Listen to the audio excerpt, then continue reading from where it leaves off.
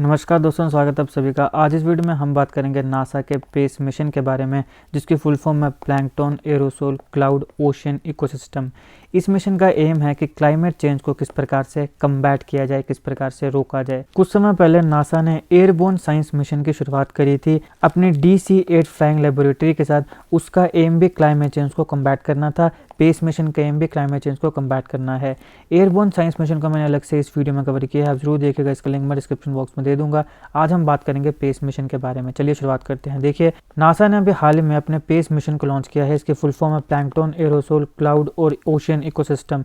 ये काफ़ी ambitious project है। ये मिशन प्रॉमिस करता है कि एयर की, लाइफ की और वाटर की जो कम्प्लेक्स इंटरेक्शंस हैं उसकी अंडरस्टैंडिंग को हम रिवोल्यूशनाइज करेंगे, यानी उसकी अंडरस्टैंडिंग को हम और ज़्यादा बढ़ाएंगे कि किस प्रकार से एयर, वाटर और लाइफ एक दूसरे पर डिपेंडेंट है और किस प्रकार से एयर, वाटर और लाइफ के बीच में इंटरेक्शंस होती हैं, कम्प्लेक्स इंटरेक्शंस होती हैं, जो ना कि ह्यूमन बीइंग के लिए ज़रूरी है या सस्टेनेबल डेवलपमेंट के लिए ज़रूरी है, बल्कि इस पूरे इकोसिस्टम के लिए ज़रूरी है और क्लाइमेट चेंज को ख़त्म करने के लिए, मिटिगेट करने के लिए भी काफ़ी ज़रूरी है। हमारे प्लैनेट का जो क्लाइमेट चेंज हो रहा है, इसकी ये इनवैल्यूएबल इंसाइट हमें प्रोवाइड करता है, यानी कि इसकी जानकारी हमें देता है। स्पेस मिशन को स्पेसएक्स के फाल्कन 9 रॉकेट के माध्यम से लॉन्च किया गया था, जैसे कि आप यहाँ पे देख सकते हैं।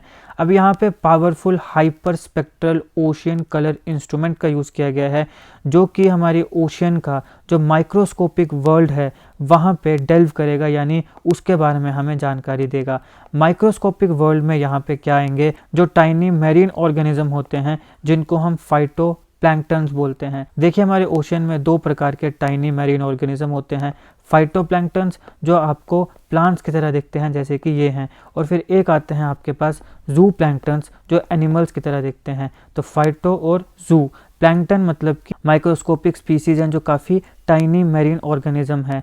जो एनिमल्स की तरह होंगे उनको हम जू बोलेंगे, जो प्लांट्स की तरह होंगे उनको हम फाइटोप्लैंक्टन बोलेंगे। तो ये होते हैं जू प्लैंक्टन और फाइटोप्लैंक्टन। तो यहाँ पे जो टाइनी मैरीन ऑर्गेनिज्म है फाइटोप्लैंक्टन, उसका जो एक माइक्रोस्कोपिक वर्ल्ड है उसमें ये डेल्व करेगा, यानी कि उसकी ये हमें जानकारी देगा। और ये जानकारी किसके माध्यम से देगा? Hyper spectral ocean colour instrument के माध्यम से। अब ये जो माइक्रोस्कोपिक वंडर्स हैं ये काफ़ी इंपॉर्टेंट रोल प्ले करते हैं हमारे अर्थ का जो क्लाइमेट है उसको रेगुलेट करने के लिए। ये बहुत बड़ा अमाउंट होता है कार्बन डाइऑक्साइड का, जिसको एब्जॉर्ब करते हैं। जैसे टेरेस्ट्रियल प्लांट्स भी क्या करते हैं, कार्बन डाइऑक्साइड को एब्जॉर्ब करते हैं, ऑक्सीजन को छोड़ते हैं। उसी प्रकार से जो हमारे पास फाइटोप्लैंक्टन्स हैं, जो टाइनी मैरीन ऑर्गेनिज्म है, यानी कि जो वाटर के नीचे हमें देखने को मिलेंगे, वो भी क्या करते हैं, काफ़ी ज़्यादा अमाउंट है कार्बन डाइऑक्साइड का, उसको एब्जॉर्ब करते हैं। उसके माध्यम से अर्थ का जो क्लाइमेट है उसको रेगुलेट करने में ये मदद करते हैं। तो इनकी डिस्ट्रीब्यूशन जो है, किस प्रकार से ये डिस्ट्रीब्यूटेड हैं और इनकी हेल्थ क्या है, इसको जब हम काफ़ी क्लोजली मॉनिटर करेंगे तो हमें काफ़ी जानकारी ओशियन वर्ल्ड की मिलेगी। और इनकी हेल्थ और डिस्ट्रीब्यूशन के माध्यम से स्पेस मिशन जो है वो ओशियन के फंक्शंस को स्टडी करेगा और ओशियन किस प्रकार से जब भी एनवायरनमेंट में कुछ चेंज आता है, कुछ बदलाव आता है, तो वहाँ पे कैसे रिस्पॉन्ड करता है उसकी भी हमें जानकारी देगा। मगर स्पेस जो है वो सिर्फ वाटर तक सीमित नहीं है। हमने बात करी कि फाइटोप्लैंक्टन्स को तो स्टडी करेगा, मगर ये सिर्फ फाइटोप्लैंक्टन्स को ही स्टडी नहीं करेगा, ये एरोसोल्स को भी स्टडी करेगा। स्काई में जो एरोसोल्स होते हैं, एरोसोल्स क्या होते हैं, ये टाइनी एयरबोर्न पार्टिकल्स होते हैं। तो छोटे छोटे जो कण होते हैं एयर में, एरोसोल्स, और ये पॉल्यूशन का भी बहुत बड़ा कारण होते हैं। इसमें हमारे पास डस्ट आती है, स्मोक आती है, वोल्केनिक ऐश आती है, इनको हम एयरबोर्न पार्टिकल्स बोलते हैं, एरोसोल्स बोलते हैं। तो इस प्रकार के जो एरोसोल्स हैं इनको भी स्क्रूटनाइज करेगा। स्क्रूटनाइज का मतलब होता है जांच पड़ताल करना। तो एरोसोल्स की भी जांच पड़ताल करेगा और ये देखेगा कि किस प्रकार से एरोसोल्स हमारे क्लाइमेट को इम्पैक्ट करते हैं और जो एयर क्वालिटी है उसको इम्पैक्ट करते हैं।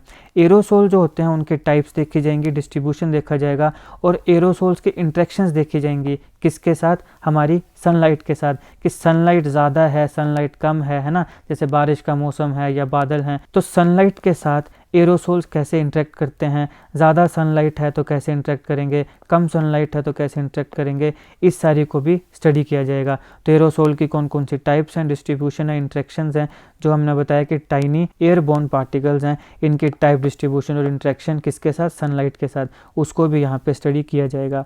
पेस जो है वो हमें डीपर इंसाइट देगा कि इस प्रकार के जो एरोसोल्स होते हैं ये हमारे अर्थ के जो एनर्जी बैलेंस है उसको कैसे इन्फ्लुएंस करते हैं और जो क्लाइमेट पैटर्न्स हैं उसको कैसे इन्फ्लुएंस करते हैं। पेस जो है ये अकेला काम नहीं कर रहा है, ये बाकी बहुत से जो ऑलरेडी एग्जिस्टिंग अर्थ ऑब्जर्विंग सैटेलाइट्स हैं इनके साथ मिलके काम करेगा। तो यहाँ पे ये काफ़ी पावरफुल नेटवर्क बन रहा है ताकि हमारे प्लैनेट की जो हेल्थ है उसको मॉनिटर किया जा सके। इस स्पेस मिशन के माध्यम से जो भी डाटा कलेक्ट किया जाएगा वो पूरी दुनिया के जितने भी साइंटिस्ट हैं उन सारों को फ्रीली अवेलेबल होगा, कोई पैसा नहीं लिया जाएगा, यहाँ पे कोई पेटेंट या इस प्रकार की कोई बात नहीं होगी। जो भी डाटा कलेक्ट किया जाएगा वो पूरे के पूरे दुनिया के जो साइंटिस्ट हैं उनको फ्रीली अवेलेबल होगा। तो इससे क्या हो रहा है, इससे जो इंटरनेशनल कोलैबोरेशन है वो भी फोस्टर हो रही है, वो भी बढ़ रही है और हम काफ़ी इफ़ेक्टिव क्लाइमेट सॉल्यूशन निकाल सकते हैं, डेवलप कर सकते हैं कि किस प्रकार से जो क्लाइमेट चेंज हो रहा है इसको रोका जा सकता है। पूरी दुनिया के जो साइंटिस्ट हैं उनको ये इन्फॉर्मेशन फ्रीली अवेलेबल होगी, इंटरनेशनल कोलैबोरेशन बढ़ाई जाएगी और इससे और ज़्यादा नए नए तरीके डेवलप होंगे, सॉल्यूशंस डेवलप होंगे और आने वाले समय में जब सॉल्यूशंस डेवलप होंगे और उनकी इम्प्लीमेंटेशन की बात आएगी तो पॉलिसीज़ जो हमारी गवर्नमेंट्स बनाएंगे उसमें भी इस मिशन का जो डाटा होगा वो काफ़ी इंपॉर्टेंट, काफ़ी सिग्निफिकेंट रोल प्ले करेगा। अब साइंटिफिक एडवांसमेंट के आगे अगर हम बात करें तो पेस की जो फाइंडिंग होने वाली हैं, जो भी डाटा ये निकाल के लेकर आएगा, ये हमारी सोसाइटी को भी काफ़ी पॉजिटिवली इम्पैक्ट करेगा काफ़ी ज़्यादा वेज में। फॉर एग्जांपल यहाँ पे हार्मफुल अल्गल ब्लूम्स को फोरकास्ट किया जाएगा जो इम्पोर्टेंट है हमारे मेरीन इकोसिस्टम को प्रोटेक्ट करने के लिए और इसकी वजह से हमारे जो फूड सिक्योरिटी है वो इंश्योर की जाएगी। फिर एक्सट्रीम वेदर इवेंट्स को भी ये प्रिडिक्ट करेगा, मैंने पहले से बताएगा कहीं पर भी अगर कुछ एक्सट्रीम वेदर इवेंट होने वाले हैं तो इससे क्या होगा, जो कम्युनिटीज़ हैं उनको बचाया जा सकता है, सेफगार्ड किया जा सकता है और जो रिस्क है उसको मिटिगेट किया जाएगा। अब बात आई वेदर की, तो हमारे यहाँ पे आपने देखा होगा वेदर अलर्ट्स देती है IMD। तो आपने भी खबरों में सुना होगा red alert, orange alert, yellow alert, green alert. क्या होते हैं ये अलर्ट और कैसे इनको डिफाइन किया जाता है, इन सारी चीज़ों को मैंने अच्छे से विस्तार से अलग वीडियो में कवर किया है। अगर आप चाहें तो इस वीडियो को देख सकते हैं, इस वीडियो का लिंक मैं आपको डिस्क्रिप्शन बॉक्स में दे दूंगा। काफ़ी इंपॉर्टेंट है आपके एग्जामिनेशन के लिए भी और ये जनरल अवेयरनेस के लिए भी इंपॉर्टेंट है। हमें पता होना चाहिए कि जब अखबारों में या TV में अलर्ट्स की बात होती है, red alert, green alert, orange alert, yellow alert, तो उसका मतलब भी हमें पता होना चाहिए कि इसका क्या मतलब है। तो आप इस वीडियो को जरूर देखिएगा, लिंक मैं डिस्क्रिप्शन बॉक्स में दे दूंगा। तो इस प्रकार के जो एक्सट्रीम वेदर इवेंट्स होते हैं उनको भी अच्छे से प्रिडिक्ट करेगा ताकि जो रिस्क है उसको मिटिगेट किया जा सके और जो कम्युनिटीज़ हैं उसको सेव किया जा सके। फिर आता है एयर क्वालिटी को मॉनिटर करना। तो ये पेस मिशन जो है ये एयर क्वालिटी को भी मॉनिटर करेगा, इससे जो पब्लिक हेल्थ है वो भी इम्प्रूव होगी और ओवरऑल जो एनवायरमेंटल वेलबींग है वो भी इम्प्रूव होगा। फिर आता है सस्टेनेबल प्रैक्टिसेस को डेवलप करना। अब देखिए यहाँ से जो डाटा कलेक्ट होगा वो साइंटिस्ट तक जाएगा, उसके सॉल्यूशंस निकलेंगे, फिर जो सस्टेनेबल प्रैक्टिसेस हैं उनको डेवलप किया जाएगा। तो इससे जो हमारी फ्यूचर जनरेशन है उसके लिए काफ़ी हेल्दियर प्लैनेट जो है उसको इंश्योर किया जाएगा। तो ये पेस मिशन जो है ये इस प्रकार से काफ़ी सिग्निफिकेंट लीप लेता है क्लाइमेट चेंज की अंडरस्टैंडिंग के लिए, उसको अच्छे से अंडरस्टैंड करने के लिए और उसे कम्बैट करने के लिए, उसको ख़त्म करने के लिए कि किस प्रकार से हम क्लाइमेट चेंज को ख़त्म कर सकते हैं या फिर क्लाइमेट चेंज को रोक सकते हैं। अब देखिए ओशंस और एटमॉस्फेयर का जो हिडन वर्ल्ड है उसमें जब हम डेवलप करेंगे या उसको जब हम स्टडी करेंगे, देखेंगे, तो ये काफ़ी क्रूशियल नॉलेज को अनलॉक करेगा जो कि हमें मदद करेगा इन्फॉर्म डिसीजन बनाने के लिए और जो हमारे प्लैनेट का सस्टेनेबल कोर्स है उसको ये चार्ट करेगा, यानी उसको ये बनाएगा। क्योंकि जैसे मैंने कहा कि जब डाटा आएगा उससे सॉल्यूशंस आएंगे, सॉल्यूशंस इंप्लीमेंट किए जाएंगे। कैसे इंप्लीमेंट किए जाएंगे? पॉलिसीज़ के माध्यम से। तो जब अच्छी पॉलिसीज़ बनाई जाएंगी सरकारों के द्वारा और वो इम्प्लीमेंट होंगी तो हमारे प्लैनेट का जो सस्टेनेबल कोर्स है उसको भी ये चार्ट करेगा, उसको भी ये डेवलप करेगा। और यहाँ पे जो पॉलिसीज़ बनना है ये क्लासिक एग्जांपल है कि किस प्रकार से पेस मिशन जो है वो आने वाले समय में इन्फॉर्म्ड डिसीजंस के लिए भी हमें एम्पावर करने वाला है, मदद करने वाला है।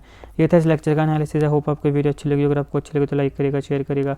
Politics, economy, GK, geography, science, technology के तमाम वीडियोस के लिए हमारी प्लेलिस्ट को जरूर चेक करिएगा। जिन वीडियोस के बारे में मैंने आपको इस लेक्चर में बताया उन सारों के लिंक्स आपको डिस्क्रिप्शन में मिल जाएंगे, एक बार हमारे डिस्क्रिप्शन बॉक्स जरूर चेक करिएगा। आप किसी भी एग्जाम की तैयारी कर रहे हो, हमारी प्लेलिस्ट और करंट अफेयर की बाकी वीडियोस को देख के आपको काफ़ी हेल्प मिलने वाली है, इसलिए हमारे चैनल को एक बार समय निकाल के जरूर चेक करिएगा। जीके करंट अफेयर और जीके टिक्स की ऐसी वीडियोस के लिए हमारे चैनल को सब्सक्राइब करिएगा। आपका बहुत बहुत धन्यवाद।